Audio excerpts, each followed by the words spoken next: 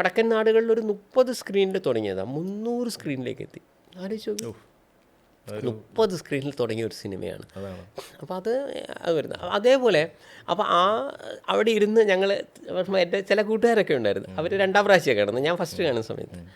അപ്പോൾ എന്നോട് പറഞ്ഞു പാൻ ഇന്ത്യൻ സിനിമയായിട്ട് വരും, അല്ലെങ്കിൽ ഇദ്ദേഹം ഒരു പാൻ ഇന്ത്യൻ നടനായി വരും. അപ്പോൾ ഞാൻ ചോദിച്ചു, ഈ പാൻ ഇന്ത്യൻ എന്ന് പറഞ്ഞുകൊണ്ട് എന്താ നിങ്ങൾ ഉദ്ദേശിക്കുന്നത് ചോദിച്ചു. അപ്പോൾ എന്നോട് പറഞ്ഞു, പാൻ ഇന്ത്യൻ പറഞ്ഞാൽ ഞാനിപ്പോൾ മലയാളത്തിലൊരു നടൻ തെലുങ്കിൽ വില്ലനായി അഭിനയിക്കുന്നു, തമിഴിൽ പോയിട്ട് വില്ലനായി അഭിനയിച്ച് 4 അടി കൊള്ളുന്നു, ഇതൊക്കെയാണ്.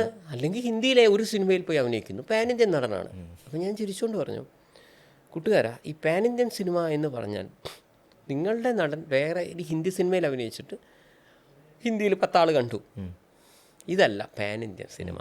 പാൻ ഇന്ത്യൻ സിനിമ എന്ന് പറഞ്ഞാൽ നിങ്ങൾ ഒരു മലയാള സിനിമ, ഇതും മലയാള കൾച്ചറിൽ എടുത്ത സിനിമ, നോട്ട് ദ പോയിന്റ്, അല്ലാതെ ഒരു സ്വാതന്ത്ര്യ സമര കഥയോ അല്ലെങ്കിൽ ഒരു പ്രത്യേക ടൈപ്പ് സിനിമയൊക്കെ ചിലപ്പോൾ ഇപ്പം മൈ ഡിയർ കുട്ടിച്ചാത്ത് എന്ന് പറഞ്ഞ സിനിമ ഇപ്പോൾ ചിലപ്പോൾ മറ്റുള്ള ഭാഷകൾ വന്നിട്ടുണ്ടെങ്കിൽ നല്ല കാര്യമാണെങ്കിൽ കൂടി ഞാൻ പറയുന്നു അതൊരു 3D ആണ്, അല്ലെങ്കിൽ വേറെ എന്തെങ്കിലും ഒരു ആർക്കും അറിയാവുന്ന ചിലരുടെ കഥകളൊക്കെ നമ്മൾ വരുമ്പോൾ നമുക്ക് അയാളോടുള്ള സ്നേഹം കൊണ്ടോ അത് വേറെ വിഷയം.